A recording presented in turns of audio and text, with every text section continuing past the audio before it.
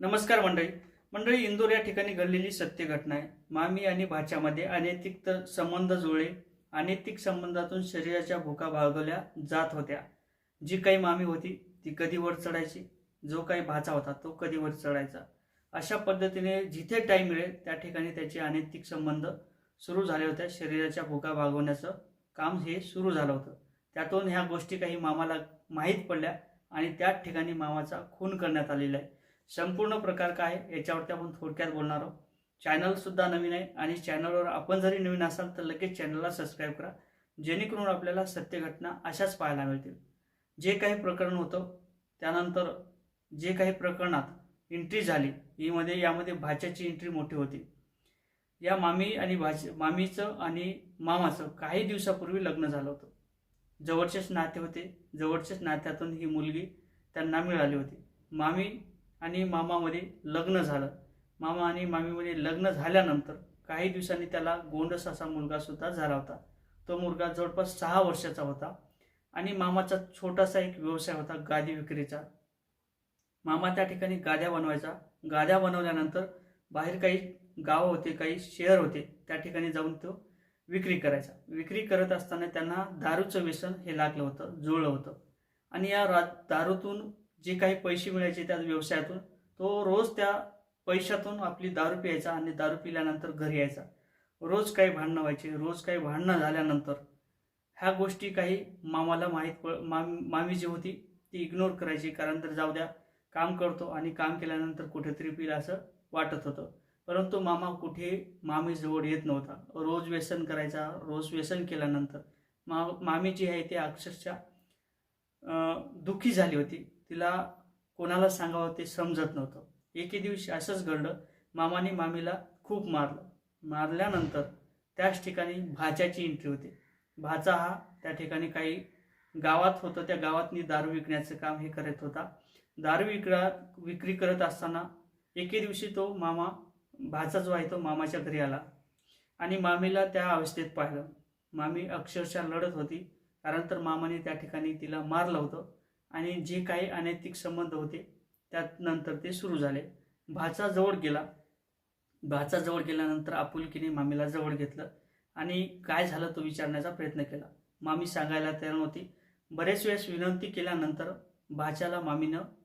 मामीने भाच्याला सांगितलं की अशा अशा पद्धतीने हा रोज दारू पितो आणि मला मारतो. जे काही दुःख आहे ते मामीने सांगितलं आणि तो मला जवळ सुद्धा घेत नाही असं तिचं म्हणणं आलं. अशा गोष्टीतून जो भाचा होता तो कुठेतरी भावनेच्या आहारी गेला आणि मामीला सहानुभूती देण्याचा प्रयत्न त्याच्याकडून करण्यात आला आणि त्या ठिकाणी मामीला उचलला आणि जे काही बेड होतं त्या बेडवर ते टाकलं आणि मामी अक्षरशः लढत होती. मामीने हात पकडला घट्ट आणि त्या भाच्याला जवळ खेचलं. जवळ खेचल्यानंतर त्या ठिकाणी अनैतिक संबंध सुरू झाले आणि ते संबंधातून एवढं काही वाढलं की ज्या ठिकाणी जागा मिळेल, ज्या ठिकाणी टाईम मिळेल त्या ठिकाणी त्यांचे अनैतिक संबंध, शरीर सुखाच्या ज्या काही वासना होत्या त्या जागृत व्हायच्या आणि त्या ठिकाणी ते अनैतिक संबंध करायचे. कधी ह्या वर चढायचा, कधी ती वर चढायची. अशा पद्धतीने त्यांचं रोज सुरू झालं आणि जो काही 6 वर्षाचा मुलगा होता तो सुद्धा बाजूला राहायचा, कारण तर तो लहान होता, त्याला काही समजत नव्हतं. एके दिवशी मामा बाहेरून आला. बाहेरून आल्यानंतर जो काही भाचा आहे आणि जी काही मामी, त्याचं जे काही प्रकरण आहे ते रंगे हात त्या ठिकाणी पकडलं. अक्षरशः त्या ठिकाणी कोणाच्याही अंगावर कपडे नव्हते. त्या अवस्थेत त्या दोघांना पकडलं. पकडल्यानंतर मामाची जी मुंगी आहे ती मस्तकातून पायाकडे सरकली. पायाकडली मुंगी मस्तकाकडे सरकली. असं काही चिडला तो. चिडल्यानंतर त्या ठिकाणी त्याचा राग अनावर झाला. राग अनावर झाल्यानंतर त्या ठिकाणी जे काही छेडछाड असेल, जे काही भांडणं असेल ते जोरासोरा सुरू झाले आणि यातूनच मामीने त्या मामाचा हात पकडला, पाठीमागं पकडलं आणि भाच्याने त्या ठिकाणी जे हातात पडलं ते डोक्यावर मारलं. डोक्यावर मारल्यानंतर यांनी प्लॅन केला की आता खून तर झाला, नको ते घडलं आणि नको ते घडल्यानंतर आता काय करायचं समजत नव्हतं. भाच्याला सांगितलं की आपल्याकडे कोटी आहे, त्या कोटीवरती घे आणि त्याला बाहेर कुठेतरी नेऊन टाक असं सांगितलं. टाकल्यानंतर तो भाचा त्या मामाला घेऊन गेला आणि कुठेतरी नदीच्या काठी त्या ठिकाणी टाकून दिलं. टाकून दिल्यानंतर असं काही दाखवण्याचा प्रयत्न केला की एखादा ॲक्सिडेंट झाला. ॲक्सिडेंट झाल्याप्रमाणे त्या ठिकाणी मोटरसायकल एका साईडला टाकली आणि मामा एका साईडला पडलेला होता. मामा हळूहळू त्या ठिकाणी ती नदी होती त्या नदीत कोसळला, म्हणजेच रात्रीचा टाईम होता आणि जो काही लवंडत होता त्या ठिकाणी लवंडत अर्धा जीव गेल्यानंतर त्या ठिकाणी तो लवंडत त्या नदीमध्ये पडला. नदीमध्ये पडल्यानंतर उद्या सकाळी पोलीस त्या ठिकाणी ते काही घरचे लोक होते त्या लोकांच्या माध्यमातून त्या ठिकाणी पाहण्याचं काम सुरू झालं.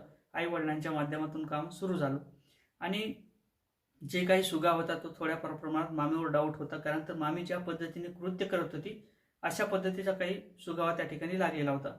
आणि अक्षरशः त्या ठिकाणी जे पोलीस प्रशासन आहे त्यांनी त्या ठिकाणी कारवाई सुरू केली आणि जी काही मामी होती त्या मामीची इन्क्वायरी त्या ठिकाणी सुरू झाली.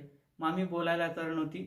मामी सांगत होती की माझा जो काही पती आहे ते रात्री घराच्या बाहेर गेला आणि कुठे आहे ते मला असं माहीत नव्हतं, असं तिच्या माध्यमातून नेहमीच सांगण्यात येत होतं. परंतु पोलीस हे फार चाणक्य असतात.